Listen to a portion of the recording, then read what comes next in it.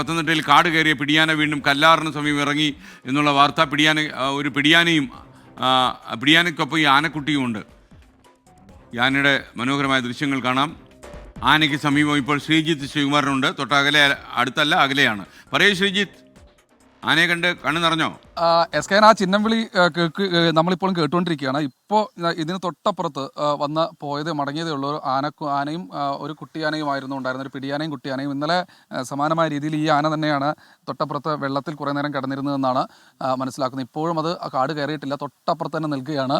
എന്തായാലും ആ ദൃശ്യങ്ങളാണ് ക്യാമറാമാൻ സഞ്ജയ് ഇക്ബാൽ നമുക്ക് പ്രേക്ഷകരുടെ മുൻപിലേക്ക് എത്തിക്കാൻ ശ്രമിക്കുന്നത്.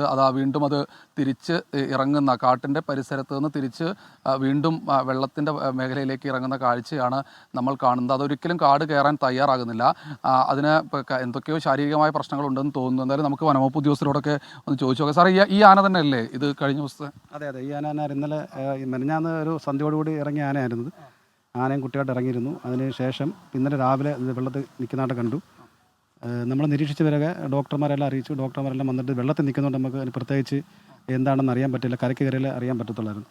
ഇന്നലെ രാത്രി ഒരു 10-10:30 മണിയോടുകൂടി ഇത് വെള്ളത്തിൽ നിന്ന് പതുക്കെ ആറ്റിനക്കരെ ഭാഗത്തോട്ട് പോയിരുന്നു. ഞങ്ങൾ വെളുക്കുന്നതിന് വരെ നിരീക്ഷിച്ചിരുന്നു.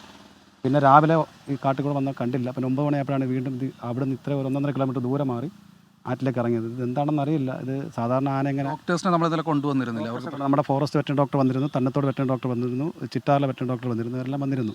എല്ലാം വന്നിട്ടും ഈ ആറ്റിൽ നിലയുറപ്പിക്കുന്നതുകൊണ്ട് അവർക്ക് ഇതിന് എന്താണെന്ന് ഐഡൻറ്റിഫൈ ചെയ്യാൻ പറ്റുന്നില്ല. അപ്പം നമ്മളോട് പറഞ്ഞ് നിരീക്ഷിക്കൂ, ഇത് കരയ്ക്ക് കയറിയ ശേഷം മാത്രമേ ഇതിന് എന്തെങ്കിലും പ്രശ്നമുണ്ട്. പക്ഷേ തീറ്റ എടുക്കുന്നുണ്ട് സാർ.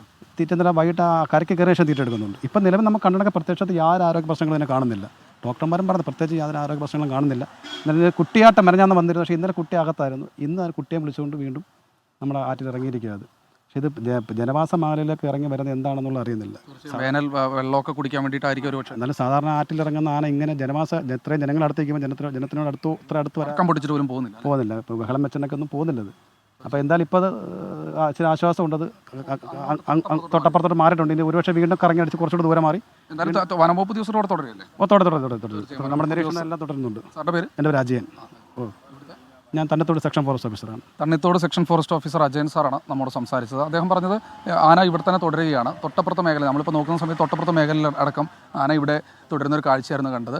ജനവാസ മേഖല തൊട്ടടുത്ത് തണ്ണിത്തോടാണ്, തേക്കുതോട്, തണ്ണിത്തോട് ഉൾപ്പെടെയുള്ള പ്രദേശങ്ങളാണ്. ഈ മേഖലയിൽ ജനങ്ങൾ പരിഭ്രാന്തിയിലാണ്. അവർ സ്ഥിരമായി കാണുന്ന ആനയൊക്കെ തന്നെയാണ്. പക്ഷേ എന്താണ് ഇങ്ങനെ ഈ ആന കുട്ടിയൊക്കെ ഇങ്ങനെ ജനവാസ മേഖലയിലേക്ക് പെട്ടെന്ന് ഇറങ്ങുന്നത്, അതിനെന്തെങ്കിലും തരത്തിൽ ആരോഗ്യ പ്രശ്നങ്ങളുണ്ടോ എന്നൊക്കെയാണ് അവർ സംശയിക്കുന്നത്. എന്തായാലും